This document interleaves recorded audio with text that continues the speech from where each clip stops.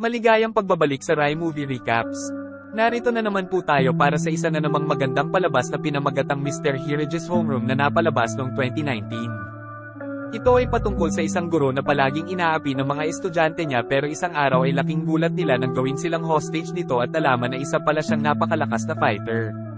Kaya't ano pa ang ating hinihintay? Sit back, enjoy and relax labyo. Nagsimula ang palabas nang makita natin ang isang binatilyo na nagngangalang Hiragi, isang guro sa mataas na paaralan, ang kumukuha ng kanyang klase. Para siyang guro na madalas kulitin at kutsain ng kanyang mga estudyante dahil sa pagiging nerd at tahimik. Halimbawa, kaninang umaga, nang makita siyang may bitbit na malalaking kahon, biglang dumating ang kanyang mga estudyante at inihagis ang mga kahon bilang isang kalokohan. Pero ngayon, iba siya. Ginawa ni Hiragi na lahat ng Class 3A na estudyante ang kanyang mga hostage hanggang sa maabot ang kanyang layunin. Inanunsyo niya na ang mga mag-aaral ay hindi maaaring lumabas ng klase nang walang pahintulot niya. Pagkarinig nito, nataranta ang lahat ng mga estudyante, at ang iba ay nagtatawanan, iniisip na nagbibiro lang ang guro. Ang lahat ng mga estudyante sa klase na ito ay magtatapos sa loob ng 10 araw, kaya sa tingin nila ito ay isang uri ng kalokohan. Ngunit hindi nagbabago ang mga ekspresyon ni Hiragi. Samantala, isang batang lalaki na nagngangalang Kai ang tumayo mula sa kanyang upuan at gustong lumabas. Pero nakalock pala ang pinto. Sinigawan ni Kai si Hiragi at inatake siya, gusto niyang buksan niya ang pinto. Ngunit si Hiragi ay madaling nagtagumpay kay Kai, at pagkatapos ay kumuha ng isang natitiklop na kutsilyo mula sa kanyang bulsa, sinabi na ito ay hindi pinapayagan dito. Sinubukan din ng dalawa sa mga kaibigan ni Kai na atakihin si Hiragi, ngunit mahusay silang nilabanan ni Hiragi. Pagkatapos nito, sinabi ni Hiragi na hindi siya nagbibiro tungkol sa anumang bagay at pagkatapos ay pinindot ang isang pindutan sa kanyang relo. Biglang, isang malaking pagsabog ang nangyari sa itaas na palapag na nagsasara ng daan palabas ng gusali.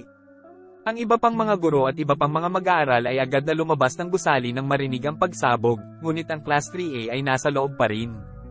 Binuksan ni Hiragi ang pinto ngayon. Ngunit ang daan palabas ay naharang sa gallery. Sila lamang ang mga estudyanteng nakulong sa gusali ng paaralan, at ang tanging mga silid na mapupuntahan pa ay ang kanilang silid-aralan, silid ng sining, at palikuran. Sinabi ni Hiragi na mas maraming bomba sa buong lugar ng paaralan na handang sumabog anumang oras. Pagkatapos ay kinuha niya ang mga cellphone at bag ng lahat ng mga estudyante sa isang malaking lalagyan. Kilala pa niya kung sino ang may double phone at kinukuha din ng iba. Ginagamit niya ang takot sa bomba para sundin siya ng lahat ng estudyante. Pagkatapos ay hinihiling niya sa lahat ng mga estudyante na hulaan ang dahilan kung bakit niya ito ginagawa. May sumasagot na ginagawa niya ito dahil palagi siyang pinagtatawanan ng mga estudyante, at ngayon ay naghihiganti na siya. Sinabi ni Hiragi na lahat ng mga estudyanteng iyon ay madalas silang tinutukso. Hindi ito ang aktwal na dahilan.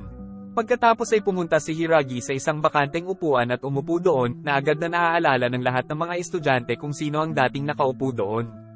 Siya ay isang maganda at kaakit-akit na babaeng estudyante na nagngangalang Reina.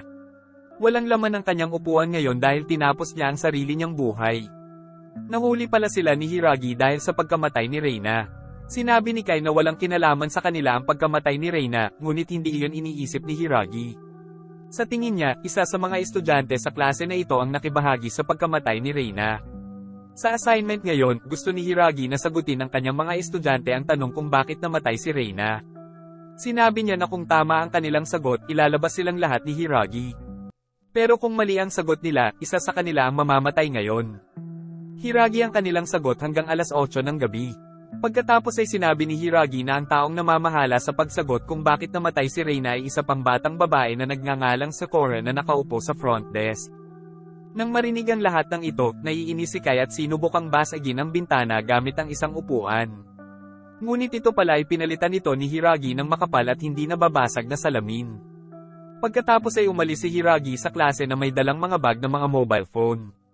At pumunta sa art room, binibigyan ng kanyang mga estudyante ng oras para isipin ang sagot.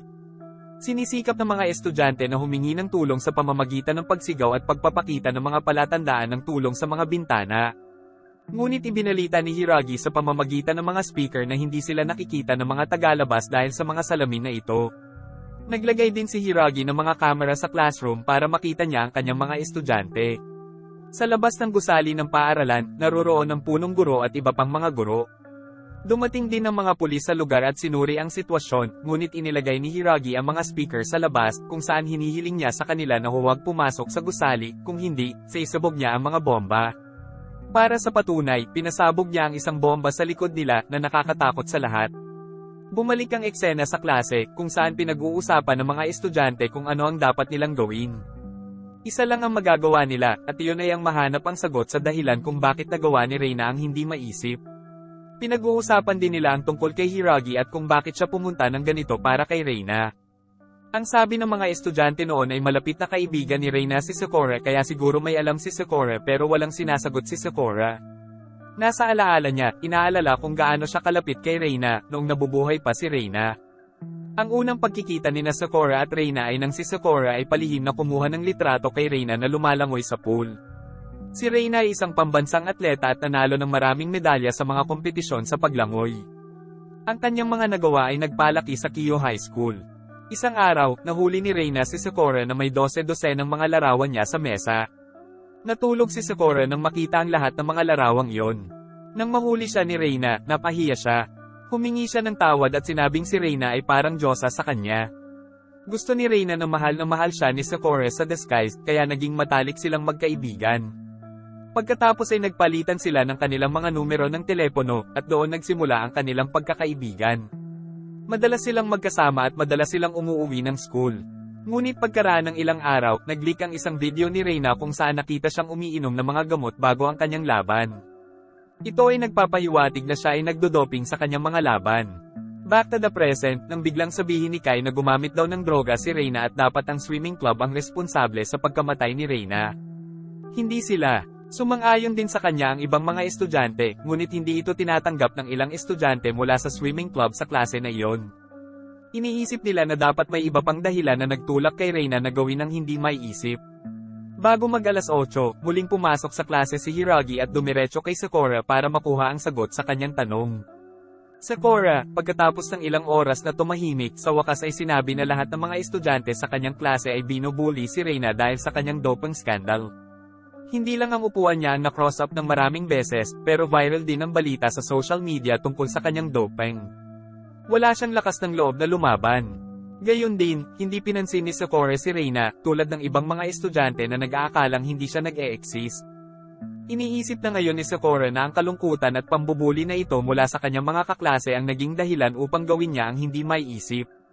Iniisip ni Sakura na siya ang may pananagutan sa pagkamatay ni Reina dahil lumayo rin siya sa kanya at hindi pinansin noong mga araw na kailangan niya siya. Bagamat ginawa ni Sakura ang kanyang sarili na salarin sa pagkamatay ni Reina, pakiramdam ng lahat ng iba pang estudyante ay na-corner sa kanyang paliwanag. Iniisip nila na sinisisi sila ni Sakura sa pagkamatay ni Reina. Samantala, sinabi ni Kai na karapat-dapat na mamatay si Reina dahil sa doping sa mga laban. Dahil dito, tumayo si Sakura. At sinipa si Kai hanggang sa bumagsak ito sa sahig sa sakit. Sabi ni Sakura na walang alam si Kai tungkol kay Reina. Mahal na mahal niya si Reina kaya hindi siya papayag na may mambuli sa kanya ngayon. Inilabas niya ang sulat na ibinigay sa kanya ni Reina. Nabanggit sa liham kay Sakura na dapat niyang layuan si Reina. Habang binubuli ng lahat si Reina, hindi niya ginawa ang kaibigan niyang si Sakura para mabuli sa parehong paraan. Kaya, tinapos niya ang pagkakaibigan nila ni Sakura noong panahong iyon. Sa liham, isang alpabeto ang kupas na nagpapahiwatig na si Reina talaga ang sumulat nito kapag siya ay umiiyak. Ang mga luha ay nagpapahiwatig ng isang senyales na gusto talaga ni Reina na maging kaibigan si Sakura, ngunit pinilit sila ng mga pangyayari. Kaya ngayon naisip ni Sakura na kasalanan niya kung bakit niya iniwan si Reina sa isang napakahalagang oras na naging dahilan upang gawin ni Reina ang hindi maiisip. Nang matapos na ni Sakura ang kanyang sagot, nagsimulang magsalita si Hiragi. Sinabi niya na ang sagot ay mali, at ang tunay na dahilan ng pagkamatay ni Reina ay darating sa harap ng lahat sa 10 araw na ito. At ngayon, gusto niyang patayin siya ng isang estudyante sa labas ng klase dahil mali ang sagot ni Sakura. Nagsimulang magpanik ang lahat ng estudyante, pero walang pakialam si Hiragi at mukhang excited pa. Nang makita ito, sabay-sabay siyang inatake ng lahat ng estudyante. Ngunit pinasabog niya ng bomba ang bubong ng silid-aralan kaya muling natahimik ang mga estudyante.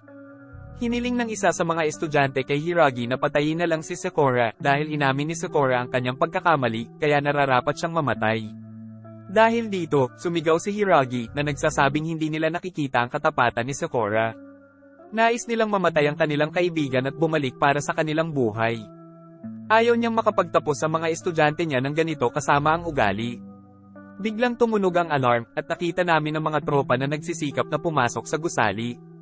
Nang makita ito, gumamit si Hiragi ng mikropono sa kanyang bulsa at inanunsyo sa pulisya na hindi niya gusto ang isang nanghihimasok na pumasok.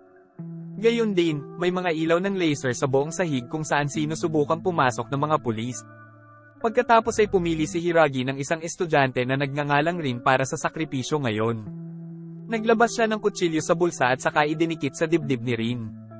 Ang mga hiyawan ng mga estudyante sa klase ay narinig ng mga pulis, dahilan upang tuluyang umatras ang mga tropa.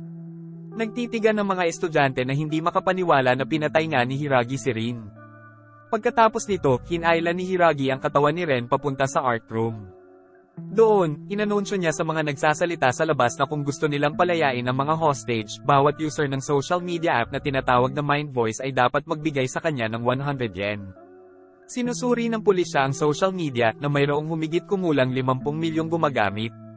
Nangangahulugan ito na si Hiragi ay humihingi ng ransom na 5 bilyong yen para sa pag-alis sa mga hostage. Kinabukasan, sinimulan ni Hiragi ang kanyang aralin pagkatapos ng isang formal na pagyuko. Muli niyang tinatalakay ang pagkamatay ni Reyna. Sinabi niya na ang balita tungkol sa doping ni Reyna ay kumalat sa isang social media app na tinatawag na Mind Voice ng isang hindi kilalang tao. Ngayon, nakahanap na siya ng account na patuloy na nagpo-post ng balita sa mga post laban kay Reyna. Isa sa mga post, gaya ng na-highlight ni Hiragi, ay isang video na na-upload ng account na yon. Ipinakita nito ang isang tao na nasa locker ni Reyna na may hawak na bote ng ilang droga. Dito, pinutol ang video, at pagkatapos ay nakita si Reyna na iniinom ang mga gamot na iyon sa harap ng kanyang locker. Siyempre, sa video, mukhang nagdodoping si Reyna, pero sinasabi ni Hiragi na peke ang video at sadyang ginawa para siraan ang reputasyon ni Reyna. Sinabi rin niya na ang may-ari ng account na nag-post ng video na ito ay nasa klase na ito. Una, hiniling niya sa may-ari na pumunta ng mag-isa, ngunit walang nagpapakita. Kaya, sinasabi niya na ang gawain ng mag-aaral ngayon ay alamin kung sino ang taong iyon. Muli silang binibigyan ng oras ng Hiragi hanggang 8 PM, at kung hindi sila magtagumpay, isa sa kanila ang mamamatay ngayon. Pagkatapos nito, pumunta si Hiragi sa silid kung saan sinusubukang panghimasukan ng pulis noong nakaraang araw. Tinatakan niya ang daanan ng ilang bagay na metal. Pinag-uusapan ng mga estudyante sa klase kung patay na ba talaga si Rin o hindi. Dalawa sa mga estudyanteng pumunta sa art room kaninang umaga ay nagsabing hindi nila nakita ang katawan ni Rin sa silid ni Hiragi. Nangangahulugan iyon na maaaring buhay pa si Rin at si Hiragi ay nagpapanggap lamang na papatayin siya. Samantala, isang estudyanteng nagngangalang Yasami ang nakakita kay Sakura na may hawak na panyo at nagtanong kung saan niya ito nakuha. Sagot ni Sakura na regalo iyon ni Reyna. Sa puntong ito, mukhang naiinis si Yasami. Dahil naaalala niya ang panahong binigyan ni Yusami si Reyna ng katulad na panyo. Nagpakuha rin sila ng litrato noon at in-upload ni Yusami na kapag nag-upload siya ng larawan kasama si Reyna, maaaring dumami ang kanyang followers. Nang marinig ito, mukhang nalungkot si Reyna dahil gusto lang ni Yusami na maging kaibigan si Reyna para sa kanyang kasikatan at hindi sa aktwal na pagkakaibigan. Kaya, ibinalik ni Reyna ang panyo na iyon kay Yusami at nagsimulang hindi siya pinansin. Maya-maya, tinuon niya si Sakura bilang kaibigan. Samantala, may mga estudyanteng nagplanong salakayin muli si Hiragi. Dalawang estudyante ang pumasok sa toilet room kung saan inaayos ni Hiragi ang sahig gamit ang kanilang mga stick at agad na inatake si Hiragi. Sabay-sabay na pumasok ang 3 pang estudyante sa art room para tingnan kung buhay pa ba si Rin o hindi.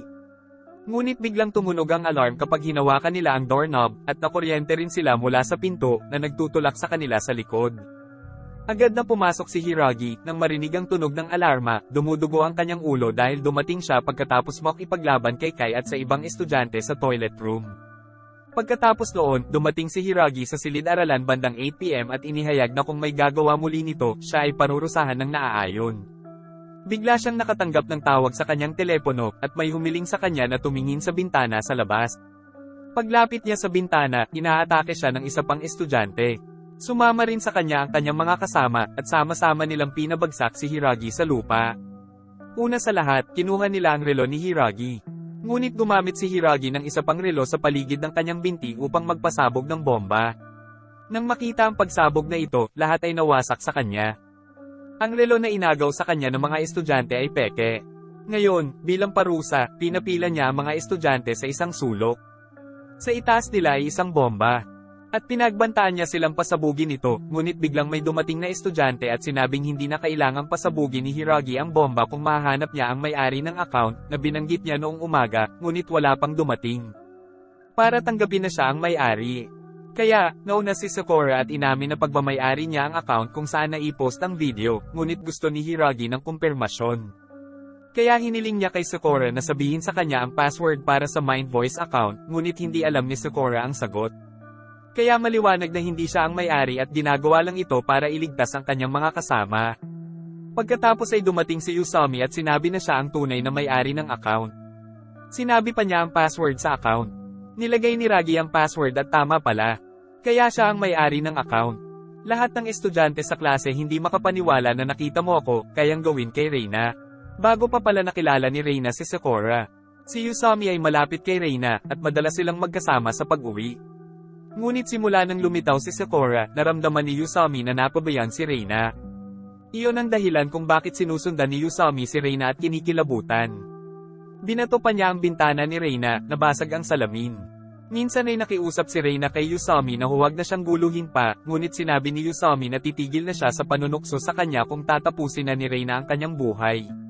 Gayunpaman, sinabi ni Usami na hindi siya ang nag-record ng video. In-upload lang niya dahil nakita niya ang DVD sa locker niya na iniwan doon ng kung sino. Sa sobrang inggit niya ay hindi na niya inisip ang mga after effects ng video na iyon at in-upload na lang niya para pahirapan si Reina. Ngayon, siya ay umiiyak at tinatanggap ang kanyang pagkakamali, sinasabi ang lahat ng ito. Samantala, nilapitan siya ni Hiragi at sinabing nabuhay si Yasami sa buong buhay niya na sinisisi ang ibang tao, at ayaw makinig sa sinuman. Sinabi niya na dapat na niyang ayusin ang kanyang mga paraan ng pamumuhay, ngunit hindi gusto ni Yasami na tinuruan siya ni Hiragi. Ngunit sinabi ni Hiragi na siya ang guro at dapat niyang gabayan si Yasami. Kaya naman nakatayo si Hiragi sa harap ng mga estudyante niya ngayon. Hiniling niya kay Yasami na isipin kung gaano kasakit kung may pumutol sa kanyang damit, bumato sa kanyang bintana, at siniraan din siya sa social media. Nang marinig yon, napaupo si Yasami na umiiyak. Para aliwin siya, binigay sa kanya ni Sakura ang panyo mula kay Reina. Pagkatapos nito, pumunta si Hiragi sa pintuan at sinabing ipagpapatuloy nila ang aralin bukas.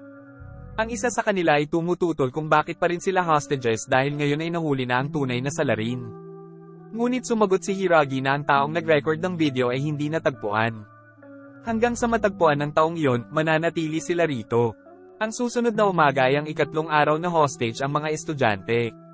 Sinimulan ni Hiragi ang aralin sa pamamagitan ng pagpapakita ng video na naipost ni Usami sa Mind Voice. Hindi ni-record ni Usami ang video na ito. Ngunit ang recorder ay isang tao sa klase na ito. Sa pagkakataong ito, nang hilingin ni Hiragi sa taong nasa likod ng video na ipakita ang kanyang sarili, itinaas ni Kai ang kanyang kamay, sinabing hiniling niya sa kanyang kaibigang si Setomi na i-record ang video na iyon. Pagkatapos ay hiniling sa kanya ni Hiragi na sabihin kung sino ang nagdoktor sa video na iyon sa pekeng video. Sa orihinal na video, umiinom si Reina ng ilang supplement, ngunit may nagpalit ng label ng gamot na nagpapakitang nagdodoping siya. Sa puntong ito, sinabi ni Kai na dinoktor niya ang video, gayunpaman, sigurado si Hiragi na ginawa ito ng ilang eksperto. At hindi ito magagawa ni Kai dahil high school student pa lang siya. Gayon din, hindi isiniwalat ni Kai ang pangalan ng taong humiling sa kanya na i-edit ito. Kaya naman binibigyan sila ni Hiragi ng oras para sagutin ang kanyang tanong tungkol sa kung sino ang nag-edit ng video hanggang 8 PM. At kung hindi sila makasagot, 10 estudyante ang mamamatay ngayon. Pagkatapos noon, sinabihan sila ng isang estudyante kay Sakura na minsang iniligtas ni Kai si Reina mula sa isang pilyong gang na nagngangalang Belms. Nang marinig ito, nilapitan ni Sakura si Kai at nagpasalamat sa pagligtas kay Reina, ngunit mukhang walang pakialam si Kai. Sinubukan siyang tanungin ni Sakura kung bakit niya in-edit ang video na iyon, ngunit tahimik pa rin si Kai sa tanong na ito. Ang eksena ay gumagalaw sa labas ng paaralan na nagpapakita ng mga kapatid ni Kai na lumalapit sa pulisya. Gusto nilang magtanong tungkol kay Kai na hindi pa bumabalik mula sa kanyang paaralan kahit na makalipas ang 3 araw. Nang makita sila, iniuwi ng 2 guro ang mga bata sa kanilang tahanan. Kung saan nakita nila na may sakit at nakarete ang nanay ni Kai. Nasugatan niya ang kanyang gulugad sa isang aksidente, at ngayon ay hindi niya maigalaw ang sarili. May 2 nakababatang kapatid si Kai na kailangan niyang alagaan dahil hindi iyon magagawa ng kanyang ina ngayon. Sabi ng nanay ni Kai, minsan nang nangarap si Kai na maging dancer, pero biglang naaksidente ang nanay ni Kai. Kaya naman, napilitan si Kai na magtrabaho dito at doon para matugunan ang kanilang pang-araw-araw na pangangailangan. At para alagaan din ang kanyang ina. Sa wakas, ibinaon ni Kai ang kanyang pangarap na maging isang mananayaw at nagsimulang magtrabaho ng husto upang mabuhay. Noong mga oras na iyon, tinanong ng isa sa mga kasama niyang dancer si Kai kung kaklase ba siya ni Reyna. Sabi ng mga kaibigan ni Kai, maraming fans ni Reyna dito. Kung may hahatid ni Kai si Reyna para makipagkita sa kanila, makakakuha siya ng 200,000 yen, at maaari siyang maging mananayaw muli. Hindi ito ginusto ni Kai, ngunit napilitan siyang pumayag dahil kailangan niya talaga ng pera para sa kanyang pamilya. Kaya naman, isang gabi, kinumbinsi ni Kai si Reyna na sumama sa kanya, at dinala siya sa isang tahimik na lugar upang makilala ang kanyang mga tagahanga. Pero sa hindi inaasahang pagkakataon, miyembro pala ng Belms Gang ang mga gustong makilala si Reyna. At pilit nilang isasama si Reyna. Hindi alam ni Kai na mangyayari ito, kaya agad niyang pinalo silang lahat para iligtas si Reyna. Tapos inalok si Kai ng pera para gawing video si Reyna. Sa pagkakataong ito, binyantaan siyang masasaktan ng kanyang pamilya kapag hindi niya ginawa ang video recording, kaya pinakiusapan niya ang kaibigang si Setomi na gumawa ng video kay Reyna. Bumalik sa kasalukuyan, sinubukan ni Hiragi na kausapin si Kai. Iniisip niya kung may tinatago si Kai. Pero habang nag-uusap sila, si Hiragi ay biglang nakaramdam ng sakit. Ni hindi siya makatayo ng tuwid dahil sa sakit. At si Kai ay tahimik lang na nakatayo, nakatingin sa kanya. Sa gabi, si Hiragi ay pumasok sa klase upang makuha ang sagot ngayon. Gusto niyang malaman kung sino ang nag-edit ng video ni Reyna. Ngunit ayaw ipaalam ni Kai ang pangalan ng editor, kaya niyaya ni Kai si Hiragi na makipag-away sa kanya. Kung manalo si Hiragi, sasabihin ni Kai ang lahat, ngunit kung manalo si Kai, kailangan silang palayain ni Hiragi. Bagamat napakasama ng kanyang kalagayan, tinanggap ni Hiragi ang hamon, at lihim na pinatawag si Teniente Gunja upang ipaalam sa kanya ang lahat. Pagkatapos ay nagsimula na silang mag-away. Sa kalagitnaan ng laban, paminsan-minsan ay sinasabi ni Hiragi na noong mga oras na iyon, inimbitahan ni Kai si Reyna sa isang lugar para lang makakuha ng pera. Dahil kay Kai, muntik nang masaktan si Reyna. Ngunit tinanong ni Hiragi kung bakit nailigtas siya ni Kai. Alam din ni Hiragi na ang taong nagmanipula ng video ni Reyna ay miyembro ng BELMs. Sa oras na iyon, ibinigay ni Kai ang video sa Belm, at bilang kapalit, nakakuha siya ng pera. Iniisip ni Hiragi na nainggit si Kai sa tagumpay ni Reyna dahil nagawa niyang makamit ang kanyang pangarap na maging isang pambansang atleta. Habang nawasak naman ang pangarap ni Kai na maging dancer. At this, Kai finally admitted that it's true na nagseselos siya kay Reyna.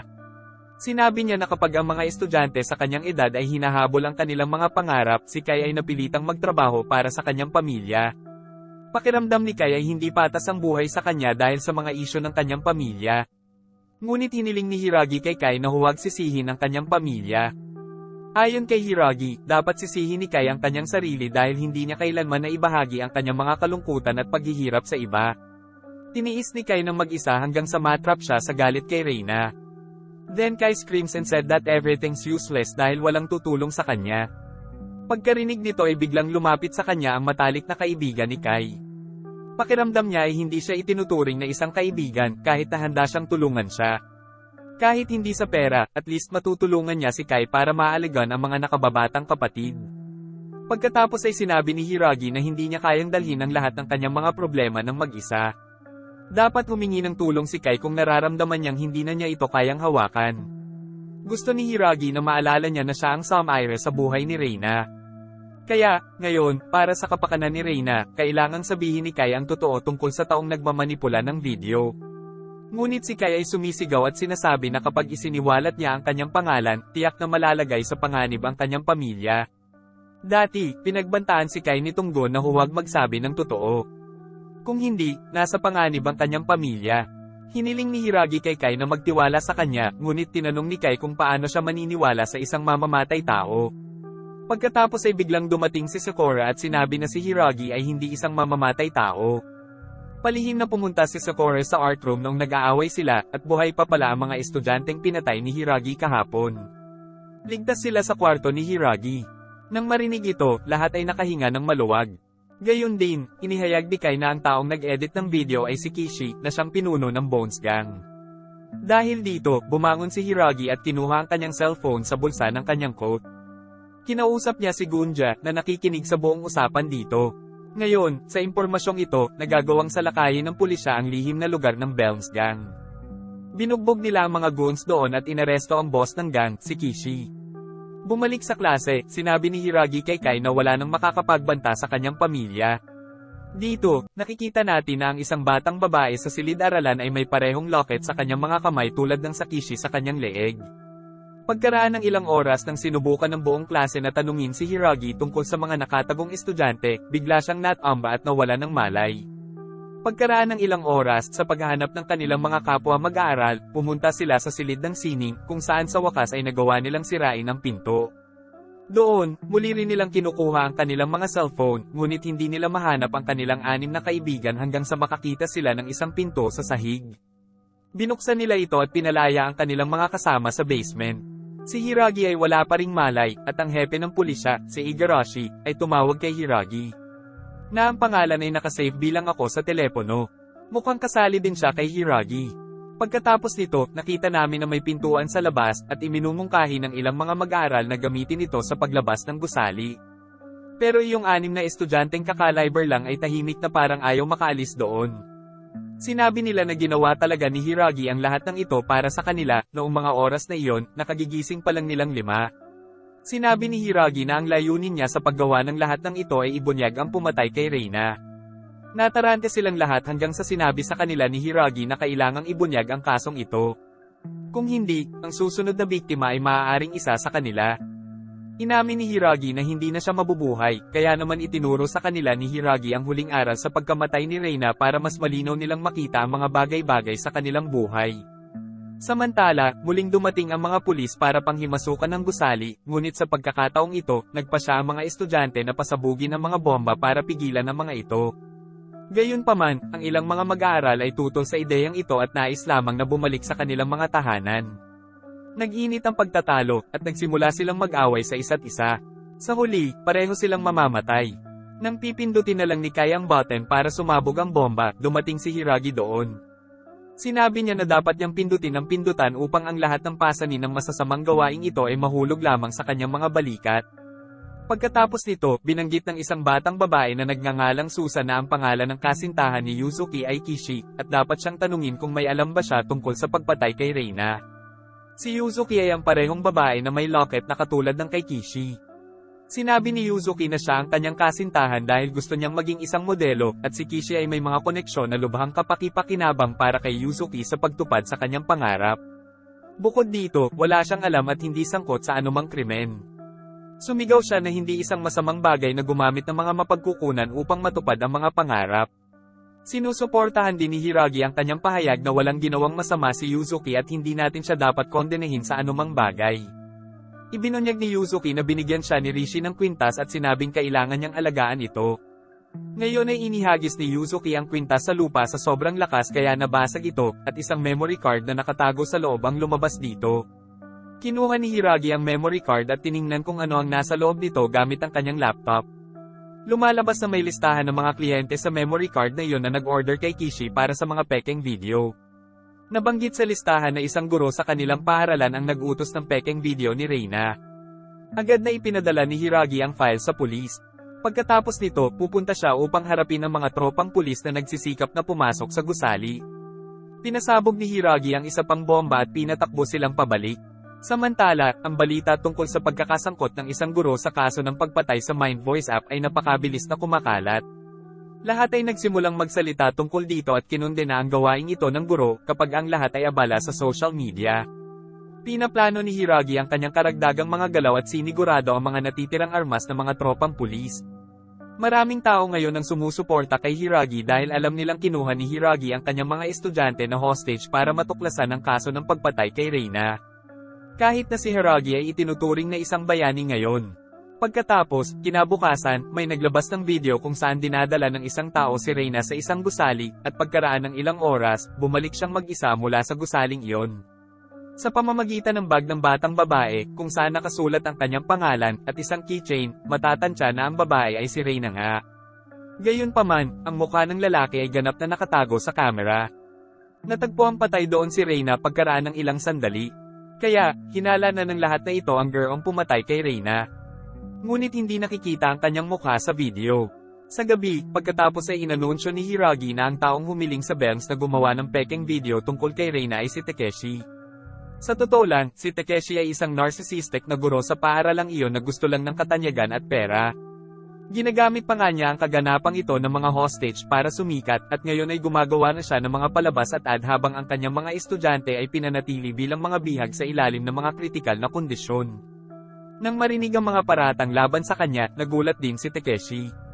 Sinabi niya na si Hiragi ay nagseselo sa kanyang alindog at kasikatan. At iyon ang dahilan kung bakit niya ito ginagawa sa kanya. Inanunsyo niya ito sa bawat platform na maa-access niya, at dahil sa malakas na niyang presensya sa social media, nagsimulang maniwala sa kanya ang mga tao. Tumaas ang kanyang kasikatan, at ngayon ay patuloy siyang sinusundan ng mga press reporter para magkaroon ng pagkakataong makapanayam siya. At dito na nga nagtatapos ang palabas natin para sa araw na ito. Maraming salamat sa panunood.